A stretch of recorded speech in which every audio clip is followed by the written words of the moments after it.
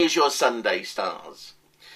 With the new moon in Aries and with Venus in Aries, I tell you, this April promises so much, but you've got to get out there and make sure that the cosmos keeps its promise.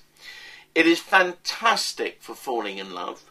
So April could turn out to be so amorous. It could be the month where you meet somebody who is going to make your passion Russian seem like a big picnic, a banquet. But also, it's where you come into your own creatively and artistically.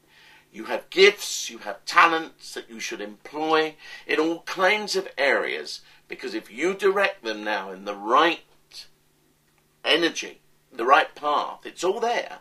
Opportunity will strike, and I tell you, fame and fortune could follow not so far behind. It's all down to you to utilize your gifts.